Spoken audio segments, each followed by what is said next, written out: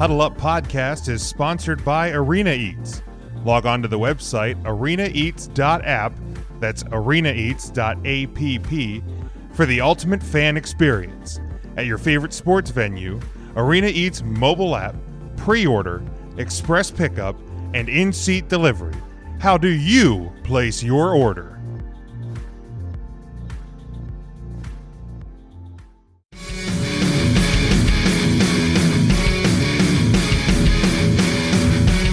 NBA season, we're at the All-Star break. The first question that comes to my mind is most other leagues, Major League Baseball didn't do an All-Star game last year, NFL didn't do a Pro Bowl, NHL not doing an All-Star weekend. I think they kind of look at the realities of the world, and we're only a year. It was a year ago tonight was the Capitals' last game before the season shut down. So I mean we're literally at the 1 year mark now of the sports and the real world changing. The NBA decided to go with an all-star game. They had to put out like extra security around Atlanta to make sure there wasn't parties and gatherings and things like that. And then was it Simmons and Embiid from the Sixers ended up ineligible for the all-star game, possibly going to miss a few games coming out of the break here. Because of their barber that was with them had tested positive, similar to the situation we saw with Kansas City back at the Super Bowl. So, but really, did the NBA need to do an All-Star weekend? Like, it just in a year like this, and I was listening to my friend Ernest Christian's podcast with Danny Thompson, and they were talking about the fact that you're in a condensed season. Some of these guys have really kind of isolated themselves from their families. You got a week off, and for these guys now, you have to go to Atlanta and do an all meaningless, all-star game. That maybe the NBA should have played on the side of caution and just foregone the all-star game this year, done some sort of like virtual event, had a little fun with it, and let these guys take a week off and just kind of rest and relax. Because coming out of it, you have a lot of games in a short period of time before the playoffs start. So, Sean, did the NBA make a mistake? Should there have been an All-Star game? I mean, I have no problem with an All-Star game from like a wear and tear perspective. It's not like you're running into any kind of strong defensive schemes. You're not having to make any extraordinary cuts. You're kind of just out there having a good time, and it's a game where you're rotating through the bench because you got a lot of guys that you want to get into the game. And I mean, it looked fun. I'm not going to lie. It looked like a really good time. I don't know that Atlanta, and I'm going to try to steer this the best way I can, but based on some of the bubble and whatever issues the NBA has had in the past, Atlanta is kind of a city where there's a lot of temptations of the adult variety, other things to coax players out of hotels, those things. The bigger risk to me of the All-Star weekend, the guys that are there are they got things to do. You got the contests, you got the game, you have other things going on, and whatever the risk is of guys going out is one thing. The bigger risk on an NBA side of things is the guys that didn't go to the All-Star game, in my opinion. You have a lot of guys that are just getting the week off, and on their choice are going to visit friends and family or going to home, and you're going into the circle of folks that maybe haven't been. So my question is, if you're so up about an All-Star weekend, would it have been better to have a scenario where you have the week and then you have two like 10 days of practice and bubble time to like regroup and like lock it down? Because I think if you see an outbreak of cases, I think it's far more likely, in my opinion, that it's the group that wasn't at the All-Star game than the group that was, because it's a much larger group, and it's a group that really, even if they're trying to be good, you're relying on a lot of people, because you're not going to go home and sit in your room by yourself. You're going to go home and visit people and like take people out and go have drinks or whatever else it is that you do, because Lord knows if my governor assures me that COVID is over. So they're all going out and doing their thing. It's up to DeSantis, big follower of our podcast. Anyway, but yeah, I thought it was a more fun game to watch than I expected. I had some fun watching it. I was kind of watching the Flyers at the same time for a good chunk of it, but I don't know. It seems like a risk that maybe you shouldn't have taken, but it seems to have gone off without a hitch to this point, and we'll just kind of see what the ramifications are going forward. As for Ben Simmons and Embiid, how do teams not just pay a local barber to be their team barber? Yeah, that's another thing. Come play for us. We'll pay you twice what you normally make during this span of your year. Right. We're the only people that you cut hair for. Yeah. You need to come to the game. Sit a few rows up. You'll be one of the only people there. Because I mean, you're a barber, you're in our bubble. A lot of like barbershops and things like that. I mean, you have multiple guys. So like, if you're the owner of a shop or you work at a shop, you work out a deal. Maybe advertise for the shop in the arena too. Like if you're going to pay the guy to be your team barber, like the Hershey Bears, for example, teams have the money. When you talk about how much money a barbershop as a whole was going to make over because it's a shortened season, like you said, so it's not like an 8-month span. Right. We're talking so you take all right, give me your taxes from last year. Give me your best 6-month span in the last 3 years. Show us the books. We'll pay you twice that and all your employees twice that to just literally sit in our bubble and cut NBA players' hair. That's it. Yeah. No one else. Then no barbershop's ever going to turn that down. No, because I mean, like the Hershey Bears have a team dentist, and they get radio ads and TV ads and stuff like that for the team dentist. So like an important position for a hockey team. Absolutely. So do the same thing with a barber in the NBA. So, but Dave, maybe we're just splitting hairs here. Oh my God.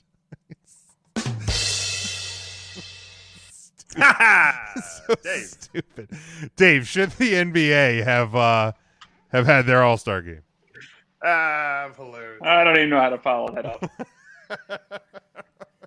So let's just talk about something completely different. With the NBA slam dunk contest and things like that, I think one thing that would be really interesting and kind of leading into a follow-up conversation. But we all know how I feel about basketball, so I won't waste any time on that. But how cool would it be to have a skills competition in golf somehow? Oh, that'd be awesome. A long drive, like a whole long drive contest. Would get a ton of viewers, I think. Like, how much fun would that be? Like a putting contest of some sort? Like, I don't even know like what your contest could be, but how much fun would that be? Well, you basically narrow down like the contest you would have at like a tournament, right? Like you could have a closest to the pin, you could have a longest drive. I don't know. Have a hole where you're going for a hole in one. So I don't know what else to say.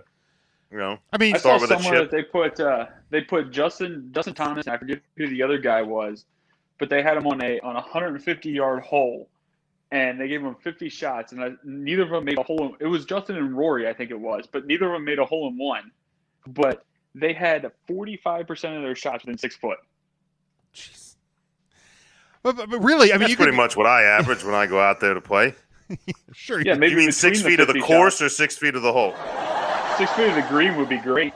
Oh, yeah. Usually I'm just within 6 feet of the actual course itself. I have a lot of them that leave the field to play. They get out into the parking lot. But they're lot. still within 6 feet, most of them. Jim would be within 6 foot of where he hit it from. Yeah, sometimes, if I'm lucky.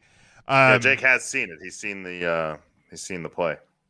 But really what you could almost, work in, depending on where a tournament's at, if you have a Top Golf near there, have the guys, kind of do a Top Golf thing and like who could score better and, kind of set up because you can set up a computer system for your skills competition purposes and have fun.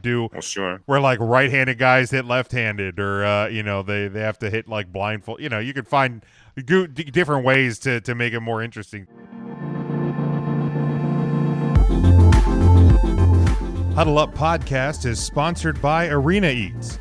Log on to the website arenaeats.app, that's arenaeats.app, for the ultimate fan experience. At your favorite sports venue, Arena Eats mobile app, pre-order, express pickup, and in-seat delivery How do you place your order?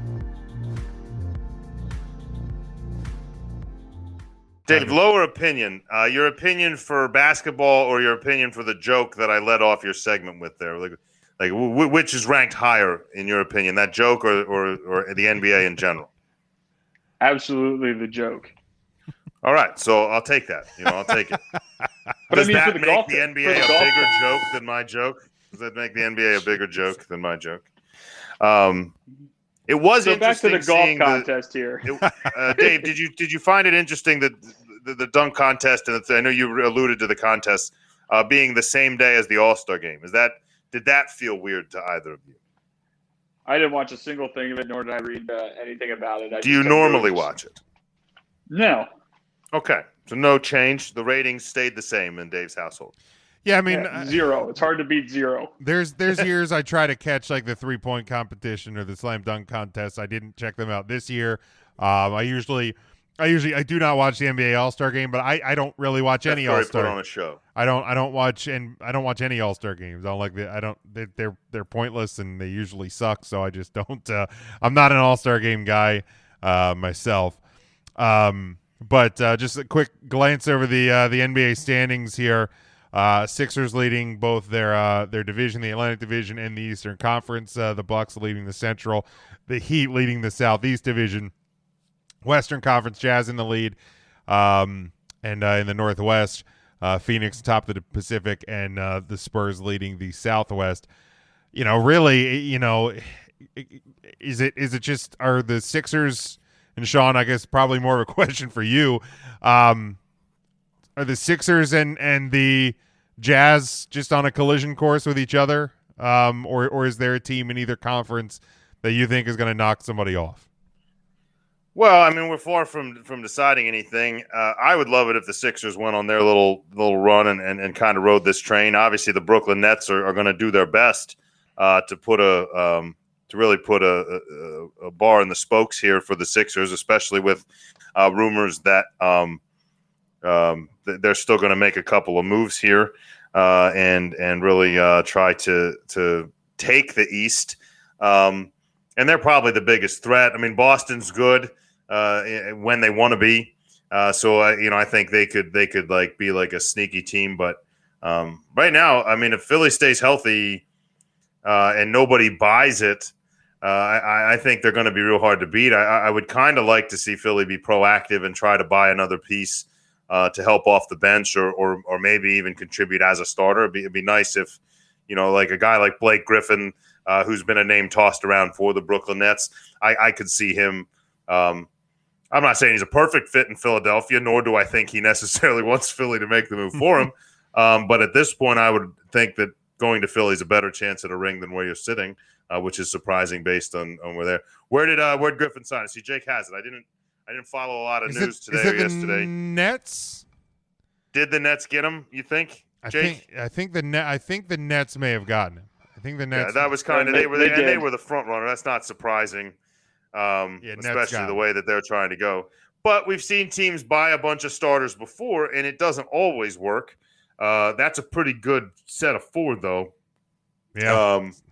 But the Sixers are playing real well as a unit, and to even since Harden's gotten there. Now we didn't catch him with KD in the lineup every time we've played him, but I think the Sixers have matched up well against Brooklyn to this point.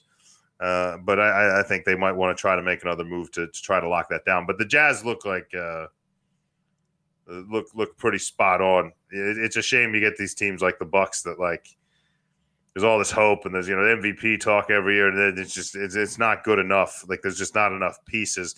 There's not enough star caliber NBA players willing to play in Milwaukee. That seems to be the issue.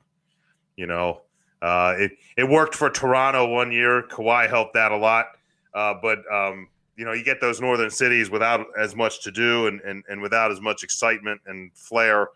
And it's hard to sell some of these kids, and they're kids. I mean, these stars are, you get a guy like Zion's, like 20? You get these guys, and they get through their contracts. Like, where you want to go? Vegas? Is there a team in Vegas? New York.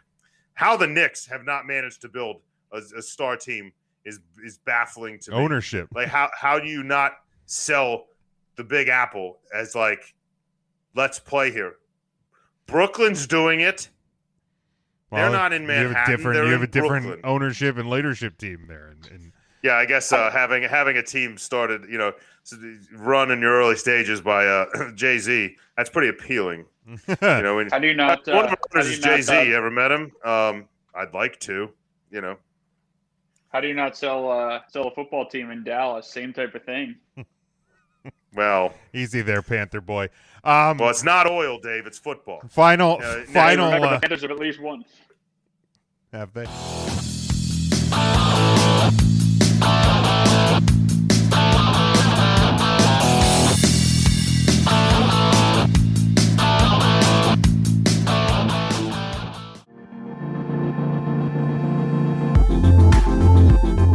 Huddle Up Podcast is sponsored by Arena Eats. Log on to the website arenaeats.app, that's arenaeats.app, for the ultimate fan experience. At your favorite sports venue, Arena Eats mobile app, pre-order, express pickup, and in-seat delivery. How do you place your order?